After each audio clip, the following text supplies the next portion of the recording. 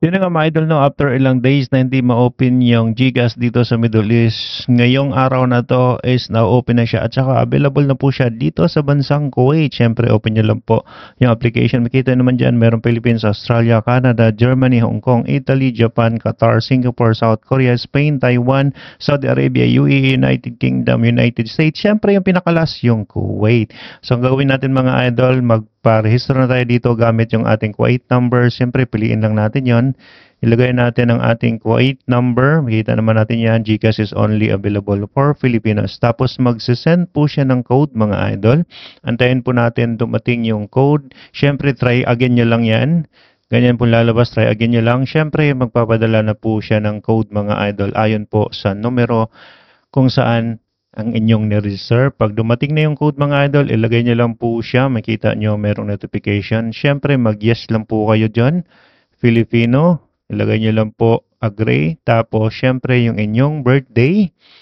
Ilagay nyo lang po ang inyong birthday. May mga selection po dyan mga either sa baba. So, make sure lang na pag nag-fill up kayo dito is ayon talaga sa inyong birthday at hindi kayo nagkakamali kasi one time lang itong mag-fill up tapos yun na yung ang inyong information. Siyempre, piliin nyo lang po mga idol kung ano yung inyong birthday tapos pag okay na nakuha nyo na ang inyong month, day at saka year na inyong birthday, idan nyo lang. Siyempre, are you Filipino? Yes nyo lang.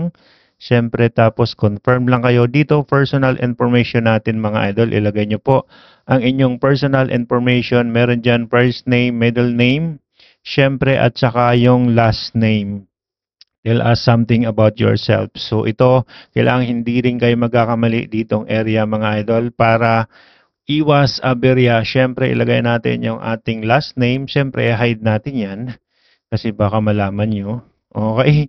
Siyempre, yung birthday andyan na po. Ilagay nyo lang ang inyong email address kung saan i-send sa inyo yung inyong information na kayo ay nagpaparehistro na dito sa GCash. Siyempre, ilagay nyo Filipino. Source of fund, ilagay nyo lang dito mga idol, salary. Para sa akin, salary yung pinili ko. Meron naman tayong mga selection dyan or meron tayong source of fund na pwede natin select. Salary yung ilagay ko. Siyempre, yung address natin sa Pilipinas mga idol, ilagay nyo lang po dyan. Ilagay natin dito. Marami pong selection dyan. Sa buong Pilipinas po yan. Luzon, Visayas, Mindanao. Ayan, makita natin. Siyempre, taga Mindanao tayo, so piliin natin yung Zamboanga del Norte. Ayan, sa pinakalas, diretso lang po. Ayan.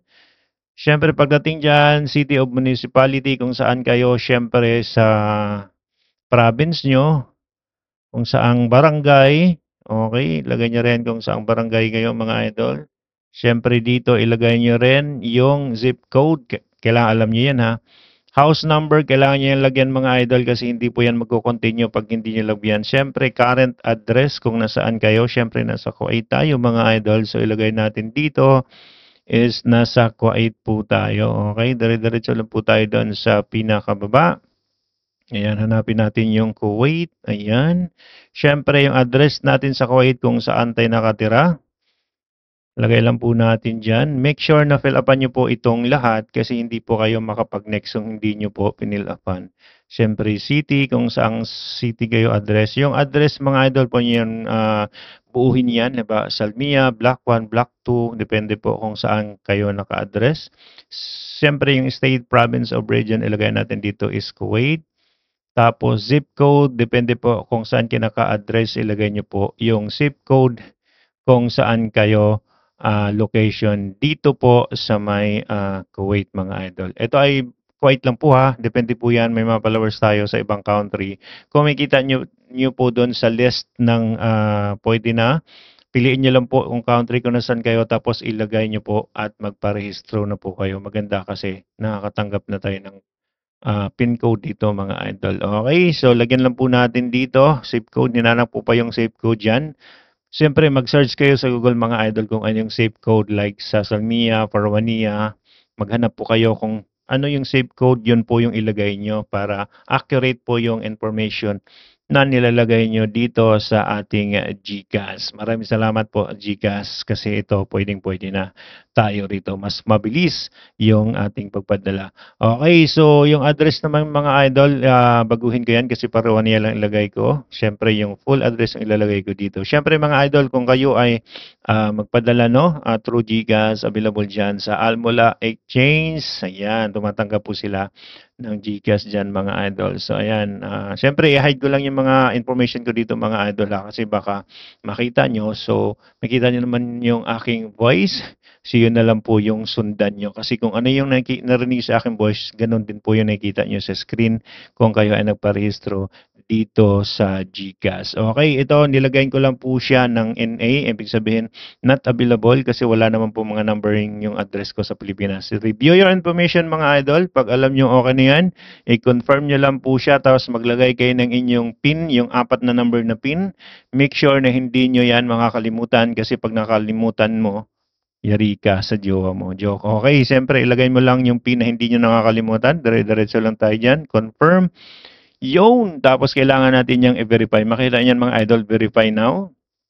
Siyempre, makareceive kayo ng notification na nakapag-reserve na tayo tapos verify natin yan. Click nyo lang po yung verify now. Siyempre, yung andyan yung mobile number nyo. Tapos, kailangan natin i-secure. Tapos, magpapadala sila ulit ng PIN. Pagka meron ng PIN na dumating mga idol, ilagay nyo lang yung code, OTP code. Tapos, yun! Enter na lang po kayo dyan mga idol. Register nyo kung ano yung mobile nyo. Tapos, yun! Meron na po tayong GCash. Kindly share this video mga idol. Thank you so much. Bye-bye and God bless. Yun, paano magpa-verify sa ating GCash? Siyempre, mag-login lang po tayo dito mga idol. Gamit na yan ang ating Kuwait number ha. Lagay natin yung ating PIN. Siyempre, hihingi po dito sa pinakababa. Meron nakasulat na verify. Verify now natin. Siyempre, tell us about yourself. Birthday lang yan. Tapos yes.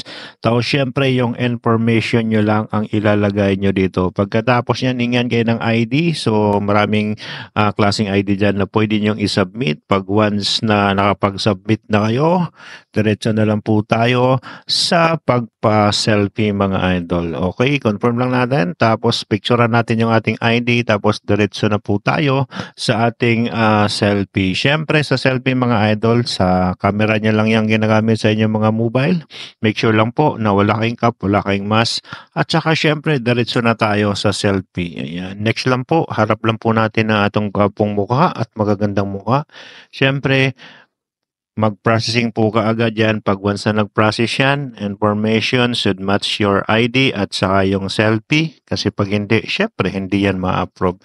Ayan, submitted na yan mga idol. Tapos, i-continue lang natin to sa ating personal information. Lahat-lahat sagutin nyo. Tapos, next tayo. Then, wait lang tayo na 24 hours para sa verification. Yun lang!